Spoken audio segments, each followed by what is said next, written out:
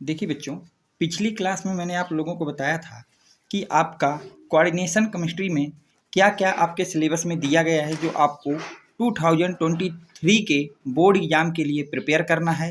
अब देखिए, मैं उसमें से थोड़ी कुछ चीज़ें और बताता हूँ आपके लिए। आज हम स्टार्ट करेंगे सबसे पहले इंट्रोडक्शन ऑफ कोऑर्डिनेशन कंपाउंड। जिस तरह से मैंने आपको इंडेक्स बना के दिया था, हम लोग उसी इंडेक्स के अकॉर्डिंग इस चैप्टर को पढ़ेंगे। देखिए, इस चैप्टर से बोर्ड में आपका 4 मार्क्स का क्वेश्चन पूछा जाएगा। जो बच्चे जेईई मेंस की तैयारी कर रहे हैं वो लोग याद रख लें, कोऑर्डिनेशन केमिस्ट्री से आपके सिलेबस में 8 मार्क्स का क्वेश्चन पूछा जाता है। जो बच्चे नीट की तैयारी कर रहे हैं, मेडिकल एंट्रेंस एग्जाम की, उनके सिलेबस में ये 8 मार्क्स का आता है। या फिर जो बच्चे AKTU APJ अब्दुल कलाम वाला WBJEE जो वेस्ट बंगाल में है, अगर आप इन एग्जाम की तैयारी कर रहे हैं तो यहाँ पे 8 मार्क्स का क्वेश्चन इस चैप्टर से पूछा जाता है। का पेपर बोर्ड के हिसाब से देखा जाए तो यूपी बोर्ड हो चाहे वो CBSE बोर्ड हो, इस चैप्टर से आपका 4 मार्क्स का क्वेश्चन पूछा जाता है। लेकिन अगर हम लोग किसी भी इंजीनियरिंग या मेडिकल के एंट्रेंस एग्जाम की बात कर रहे हैं जहाँ पे आपका कोऑर्डिनेशन कंपाउंड इंक्लूड है सिलेबस में, उसमें से अगर क्वेश्चन 8 मार्क्स के क्वेश्चन आते हैं, एक आपका IUPAC से क्वेश्चन आता है और एक आपका आइसोमेरिज्म वार्नर थ्योरी वैरी से आता है। तो अब आपको ये पता चल गया कि इस चैप्टर का कितना वेटेज है आपके बोर्ड में और कितना वेटेज है एंट्रेंस एग्जाम में। इस लेक्चर को आप लोग बोर्ड के लिए या फिर जेईई मेंस के लिए, नीट के लिए, AKTU के लिए, APJ अब्दुल कलाम वाली के लिए या WBJEE के लिए सफिशियंट है। इसके अलावा आपको कुछ भी नहीं पढ़ना, केवल और केवल आपको प्रैक्टिस करना है। प्रैक्टिस के लिए सबके पास एक रेफरेंस बुकें होंगी, तो उसके लिए मैं आपको एक अलग से लेक्चर में बता दूंगा किस बच्चे को कौन सी बुक लेनी चाहिए बोर्ड के लिए, कौन सी जेईई मेंस के लिए, कौन सी नीट के लिए, वो अलग मैटर है। चलिए अब स्टार्ट करते हैं हम लोग अपना टॉपिक। तो देखिए, टॉपिक को स्टार्ट करने से पहले मैं छोटी छोटी कुछ बातें आप लोगों से कर लेते हैं।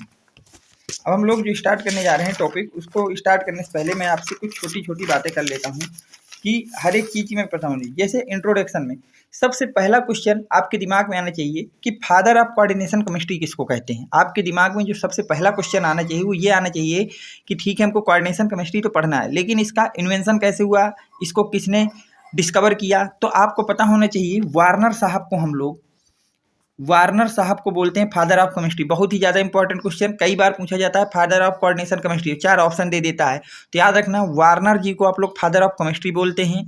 ठीक, दूसरी बात याद रखना वार्नर के विषय में और भी, ये आपके फर्स्ट इनऑर्गेनिक साइंटिस्ट थे जिनको नोबेल पुरस्कार दिया गया था। ये आपके क्या थे बेटा, फर्स्ट इनऑर्गेनिक केमिस्ट्री के साइंटिस्ट थे जिनको आपके नोबेल पुरस्कार प्रोवाइड कराया गया था। अब बात आती है हमारे पास अगला, what is the coordination bond. अब अगला सवाल हमारे सामने आता है कि कोऑर्डिनेशन बॉन्ड क्या होता है। अगर कोऑर्डिनेशन कंपाउंड पढ़ना है तो हमको पता होना चाहिए कोऑर्डिनेशन बॉन्ड क्या होता है। तो कोऑर्डिनेशन बॉन्ड कैसे फार्म आउट होता है, कैसे बनता है, ये सब चीज़ें आपको क्लास 11th में केमिकल बॉन्डिंग में समझाया गया होगा। यहाँ हम कुछ स्पेशल बात करेंगे। तो कोऑर्डिनेट जो बॉन्ड होता है, कोऑर्डिनेशन बॉन्ड या कोऑर्डिनेट बॉन्ड जो होता है वो कैसे बनता है, लुईस एसिड और लुईस बेस के बीच बनने वाले बॉन्ड को आप लोग बोलते हैं कोऑर्डिनेट बॉन्ड। क्या बोलते हो बेटा, कोऑर्डिनेट बॉन्ड। अगर कोई आपसे पूछता है कोऑर्डिनेट बॉन्ड क्या होता है, तो आपको बताना है लुईस एसिड और लुईस बेस के बीच में बनने वाले बॉन्ड को कोऑर्डिनेट बॉन्ड कहते हैं। अगला सवाल आपके सामने आता है, what is the coordination compound. अब हमको पढ़ना है इस चैप्टर में कोऑर्डिनेशन केमिस्ट्री। कोऑर्डिनेशन केमिस्ट्री का मतलब होता है कोऑर्डिनेशन कंपाउंड की केमिस्ट्री पढ़ना है। तो हमको ये पता होना चाहिए कि कोऑर्डिनेशन कंपाउंड किसको कहते हैं। हमको क्या पता होना चाहिए कि कोऑर्डिनेशन कंपाउंड किसे कहते हैं। तो देखिए डिफिनीशन, आ कंपाउंड कंटेनिंग कोऑर्डिनेट बॉन्ड, वो कंपाउंड जिसमें कोऑर्डिनेट बॉन्ड पाया जाता है किसके किसके बीच में, between central metal atom and number of other atom या ग्रुप। सेंट्रल मेटल एटम और अदर नंबर ऑफ एटम या ग्रुप, जिसको आप लोग आगे चल के लीगेंड बोलोगे, वो आगे बात करेंगे। तो अगर आपका सेंट्रल मेटल एटम किसी अनदर ग्रुप या एटम के साथ कोऑर्डिनेट बॉन्ड बना रहा है तो इस तरह के कंपाउंड को हम लोग बोलते हैं कोऑर्डिनेशन कंपाउंड। वो कंपाउंड जिसमें सेंट्रल मेटल एटम और अनदर एटम या ग्रुप के साथ कोऑर्डिनेशन बॉन्ड बनाता है, कोऑर्डिनेट या कोऑर्डिनेशन बॉन्ड बनाता है, ऐसे कंपाउंडों को आप लोग कोऑर्डिनेशन कंपाउंड बोलते हो। उम्मीद करता हूँ कोऑर्डिनेशन बॉन्ड क्या होता है, कोऑर्डिनेशन केमिस्ट्री के फादर कौन है, कोऑर्डिनेशन कंपाउंड किसे कहते हैं, ये तीनों आपको क्वेश्चन अच्छी तरह से समझ में आ गए होंगे। जिस तरह से नोट्स मैं आपको बना रहा हूँ इसी तरह से नोट्स आपको अपनी कॉपी में बनाना है, ताकि आपको रिवीजन के टाइम इधर उधर से नोट्सों को ढूंढना ना पड़े। अगर आपको किसी भी टॉपिक को समझने में कोई दिक्कत आ रही है या कोई चीज़ मैं समझा रहा हूँ आपके समझ में नहीं आ रही, तो उस बात को आप कमेंट बॉक्स में या मेरे व्हाट्सएप ग्रुप में या फिर मेरे टेलीग्राम ग्रुप में आप डिस्कशन कर सकते हैं, उसका मैं आपको सोल्यूशन विद इन 24 आवर्स देने की पूरी कोशिश करूंगा। अब देखिए अगली बात करते हैं, the arrow between Lewis acid and Lewis base represent the coordinate bond. अब देखिए कोऑर्डिनेट बॉन्ड का क्या होता है, जैसे हमारे पास मान लीजिए, मैं आपको यहाँ समझा रहा हूँ, समझना ध्यान से, ये आपका कोई मेटल है, ये आपका सेंट्रल मेटल एटम है, और ये कोई अनदर ग्रुप है जिसको आप लोग अनदर ग्रुप या मेटल बोले हो, एटम या ग्रुप, जिसको हम लोग लीगेंट बोलेंगे आगे चल के, तो मैं इसको एल से रिप्रेजेंट कर रहा हूँ। तो अगर आपका इस तरह का एरो का साइन बनेगा, मेटल और लीगेंट के बीच में जो एरो का साइन बनता है उसी को हम लोग बोलते हैं कोऑर्डिनेट बॉन्ड। ये आपका क्या होता है भैया, इसको हम लोग बोलते हैं कोऑर्डिनेट बॉन्ड, कोऑर्डिनेट बॉन्ड। और ये जो आपका है, ये आपका होता है सेंट्रल मेटल एटम, या फिर इसी को आप लोग सेंट्रल मेटल आयन बोलते हो। इसको क्या बोलते हो बेटा, सेंट्रल मेटल एटम या फिर सेंट्रल मेटल आयन बोलते हो। और इसे आगे चल के हम लोग बोलेंगे लीगेंट। क्या बोलेंगे बेटा, लीगेंट।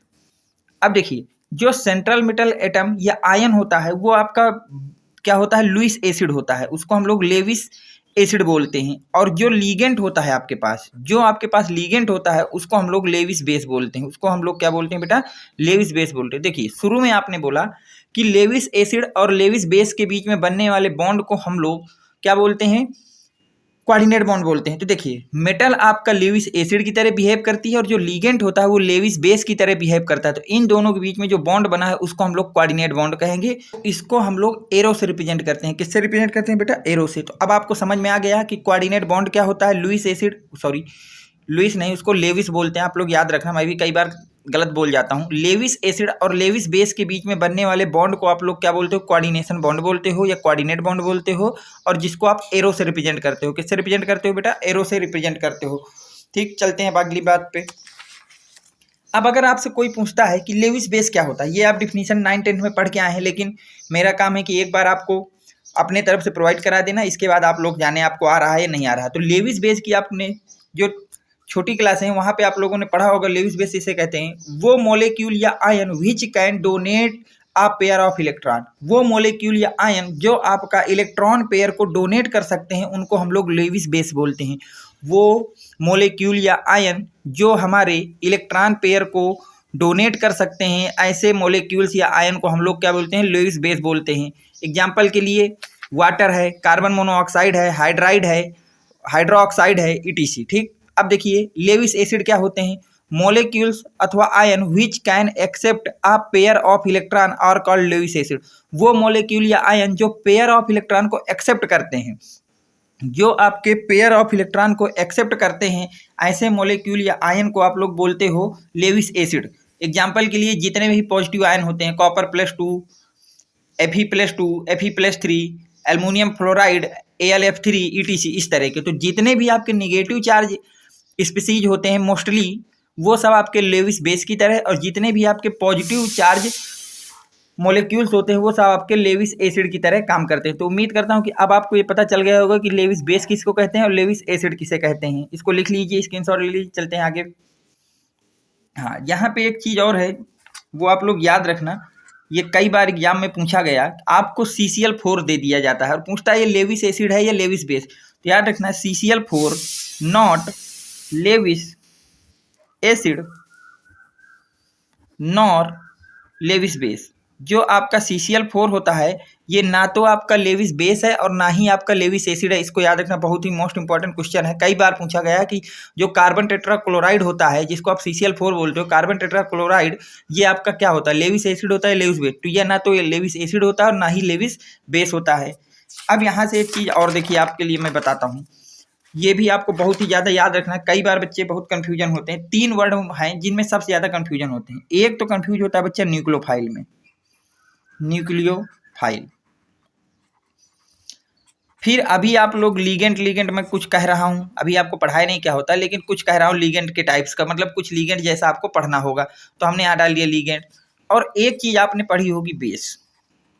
इन 3 चीज़ों को अगर आप समझ गए तो समझिए आपने केमिस्ट्री में सबसे ज़्यादा जो कन्फ्यूजिंग वर्ड हैं उनको आप समझ गए यहाँ से। अगर मैं आपसे ये कहूँ कि तीनों सेम हैं, अगर मैं आपसे ये कहूँ तीनों सेम है, तो आप हमसे ये कहेंगे कि सर अगर तीनों सेम है तो अलग अलग नाम क्यों दिए गए, हर जगह हमने बेस क्यों नहीं बोला। तो देखिए कुछ ऐसा है, न्यूक्लियोफाइल का काम क्या होता है, इलेक्ट्रॉन को डोनेट करना। क्या काम होता है? इलेक्ट्रॉन को डोनेट करना, ठीक है। और लेविस के अनुसार हम जानते हैं कि जो इलेक्ट्रॉन को डोनेट करते हैं वो बेस हुआ। हाँ सर, न्यूक्लियोफाइल किसी तरह से हाँ बेस हो गया। लिगेंड का काम क्या होता है? बेस को इलेक्ट्रॉन पेयर को डोनेट करना, और जो इलेक्ट्रॉन पेयर को डोनेट करते हैं उसको बेस कहते हैं। हाँ, ये बेस हो गया। तो फिर सर जब तीनों बेस हैं तो हमने इसको बेस ही क्यों नहीं लिखा? कहीं न्यूक्लियोफाइल लिख रहे हैं, कहीं लिगेंड लिख रहे हैं, कहीं बेस लिख रहे हैं। तो इसका कारण यही देखिए, जब हम लोग बेस की बात करते हैं ऑर्गेनिक केमिस्ट्री में, किसमें बेटा? ऑर्गेनिक केमिस्ट्री में, तो उस बेस को आप लोग बोलते हो न्यूक्लियोफाइल। उसी बेस को हम बेस ना बोल करके उसको न्यूक्लियोफाइल बोलते हैं।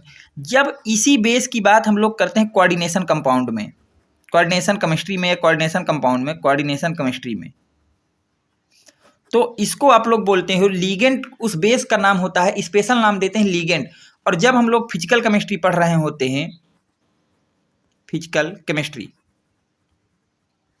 जब हम लोग फिजिकल केमिस्ट्री पढ़ रहे होते हैं तो उस बेस को नाम देते हैं बेस। तो याद रखना, न्यूक्लियोफाइल, लीगेंड और बेस, न्यूक्लियोफाइल, लीगेंड और बेस तीनों के तीनों आपके सेम चीजें हैं, बस इनका अलग अलग केमिस्ट्री में अलग अलग नाम होता है। बेस को ऑर्गेनिक केमिस्ट्री में हम लोग न्यूक्लियोफाइल बोलते हैं, बेस को कोऑर्डिनेशन केमिस्ट्री में हम लोग लीगेंड बोलते हैं, और बेस को बेस फिजिकल केमिस्ट्री में बोलते हैं। उम्मीद करता हूँ ये चीज़ आपके समझ में आई होगी। चलते हैं अगली चीज पे बेटा। अब आपको देखना है टाइप्स ऑफ कंपाउंड के विषय में पढ़ना। तो दुनिया में आपके कंपाउंड केवल दो तरह के होते हैं, या तो वो सिंपल सॉल्ट होगा या फिर वो मोलिकुलर कंपाउंड होगा। ठीक है, दुनिया में आपके कोई भी जो कंपाउंड है वो दो ही कैटेगरी के होंगे, या तो वो सिंपल सॉल्ट की कैटेगरी का होगा या फिर वो मोलिकुलर कंपाउंड की कैटेगरी का होगा। तो अब बात आती है कि सिंपल सॉल्ट किसको कहते हैं सर? क्या बात आती है बेटा कि सिंपल सॉल्ट किसे कहते हैं? तो सिंपल सॉल्ट का मतलब होता है those salt only two types of ion form, one types of cation and one types of anion. ऐसे आपके एसिड कंपाउंड, ऐसे आपके कंपाउंड जो आपके केवल दो ही तरह के आयन बनाते हैं, एक कैटायन और एक एनायन, उस तरह के सारे कंपाउंडों को हम लोग क्या बोलते हैं? सिंपल सॉल्ट बोलते हैं। जैसे एग्जांपल के लिए मैं बात करता हूँ आपसे, जैसे हमने NaCl लिख दिया, अब वो पता करना है ये आपका सिंपल सॉल्ट है या मोलिकुलर सॉल्ट है। तो जब हम इसका आयन को ब्रेक करेंगे तो Na+ और Cl-, एक तरह का कैटायन और एक तरह का एनायन मिला है, और डेफिनेशन यही लिखा है कि वन टाइप ऑफ कैटायन और वन टाइप ऑफ एनायन अगर मिला, तो NaCl में एक तरह का कैटायन और एक तरह का एनायन मिल रहा है, तो इसको हम लोग सिंपल सॉल्ट बोल देंगे।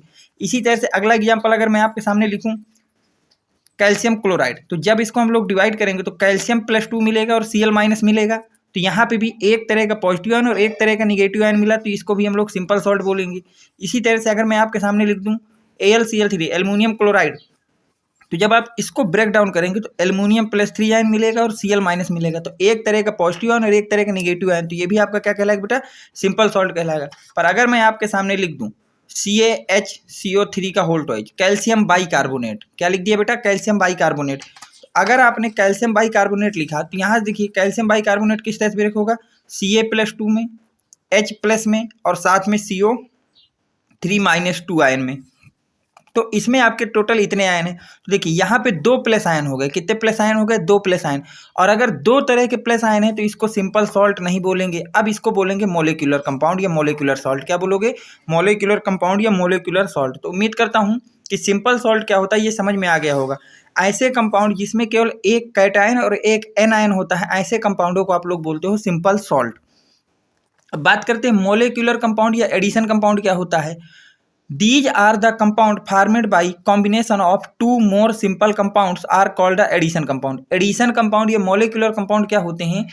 ऐसे कंपाउंड जो दो या दो से ज़्यादा, 2 या मोर देन 2 सिंपल सॉल्ट के कॉम्बिनेशन से बनते हैं। 2 या मोर देन 2 सिंपल सॉल्ट के कॉम्बिनेशन से जो कंपाउंड बनते हैं, उन कंपाउंडों को आप लोग मोलिकुलर कंपाउंड या एडिशन कंपाउंड बोलते हो।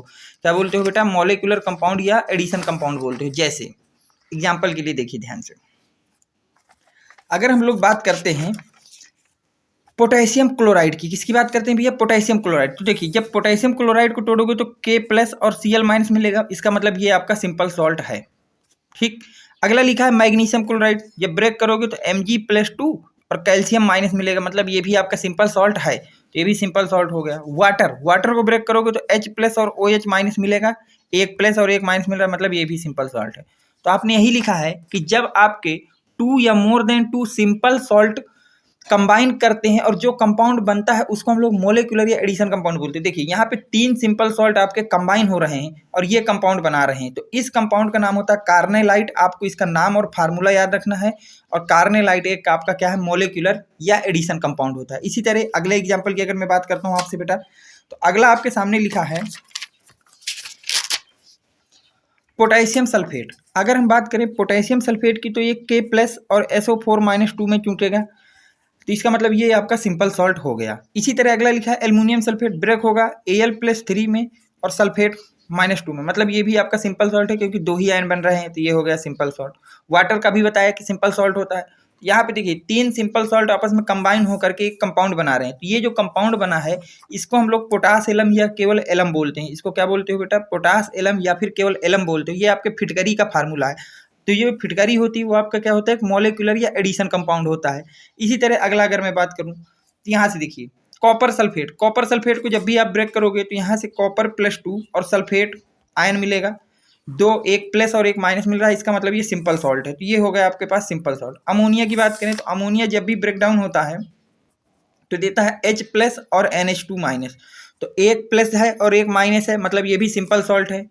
अब यहाँ पे देखिए 2 सिंपल सॉल्ट आपस में कंबाइन कर रहे हैं। अगर 2 सिंपल सॉल्ट आपस में कंबाइन कर रहे हैं तो कंबाइन करने के बाद जो कंपाउंड बनता है उसको हम लोग क्या बोलते हैं, वो हमारा कहलाता है एडिशन कंपाउंड। तो ये जो कंपाउंड है ये क्या है, एडिशन कंपाउंड है, क्योंकि दोनों कंबाइन हुए। इसी तरह सिल्वर साइनाइड की अगर हम लोग बात करें, अगर हम लोग किसकी बात करते हैं बेटा, सिल्वर साइनाइड की, तो सिल्वर साइनाइड किस तरह से टूटेगा, Ag+ और Cn- में। तो देखिए एक प्लस और एक माइनस, इसका मतलब ये भी आपका सिंपल सॉल्ट है। अगर आप बात करते हैं पोटेशियम सल्फाइड की, तो पोटेशियम क्या है, K+ और Cn-। पोटेशियम साइनाइड है, तो एक तरह का प्लस और एक तरह का माइनस मिल रहा है, तो इसका मतलब ये भी आपका क्या है, एक आपका सिंपल सॉल्ट है। तो यहाँ पे 2 सिंपल सॉल्ट आपस में कंबाइन हो रहे हैं, तो जो कंपाउंड बनेगा उसको आप लोग क्या बोलोगे, मॉलिक्यूलर या फिर एडिशन कंपाउंड बोलोगे। तो ये एग्जाम्पल हो गए। तो आपको ये पता हो जाना चाहिए कि कंपाउंड 2 तरह के होते हैं, सिंपल सॉल्ट और मॉलिक्यूलर या एडिशन कंपाउंड। सिंपल सॉल्ट वो होते हैं जिनके पास केवल 2 ही तरह के आयन होते हैं, एक कैटायन और एक एनायन। मॉलिक्यूलर कंपाउंड वो होते हैं जो आपके 2 या मोर देन 2 सिंपल सॉल्ट के कॉम्बिनेशन से बनते हैं, उनको हम मॉलिक्यूलर कंपाउंड या एडिशन कंपाउंड बोलते हैं। तो इतना आपके समझ में आ गया होगा। आज के लेक्चर में यहीं तक रखेंगे। अगले लेक्चर में हम लोग बात करेंगे टाइप्स ऑफ मॉलिक्यूलर कंपाउंड, कि मॉलिक्यूलर कंपाउंड कितने टाइप्स के होते हैं, और कुछ छोटी छोटी और भी जो इन्फॉर्मेशन आपको इस चैप्टर में स्टडी के लिए इंपॉर्टेंट होगी वो मैं कराऊंगा। उम्मीद करता हूँ कि ये जानकारी आपको पसंद आई होगी। तो अगर आपको ये वीडियो पसंद आया है, इस वीडियो से आपने कुछ नया सीखा है, तो वीडियो को लाइक करें, चैनल को सब्सक्राइब करें, अपने फ्रेंड सर्कल में ज़रूर से ज़रूर शेयर करें। और अगर आपको कहीं पे भी कोई डाउट हो रहा हो, तो मैंने आपको पहले बताया, अगर कहीं पे भी पढ़ाने में कोई मिस्टेक आ रही हो या आपको कोई बात समझ में नहीं आ रही, तो आप उसके लिए मुझको बता सकते हैं, ताकि मैं उसको अगले लेक्चर में इम्प्रूव कर सकूं। आपको इतना कर लेना है। इसमें से अगर कहीं डाउट है तो टेलीग्राम, व्हाट्सएप या डायरेक्ट कॉल करके मुझसे डिस्कस कर लेना है। मैं उसका आंसर आपको विदिन 24 आवर्स देने की कोशिश करूंगा। अगर आपको वीडियो पसंद आया हो तो एक बार फिर आपसे कहता हूं, वीडियो को लाइक करें, चैनल को सब्सक्राइब करें, अपने दोस्तों में, अपने फ्रेंड सर्कल में ज़्यादा से ज़्यादा शेयर करें। Thanks for watching. Next video coming soon.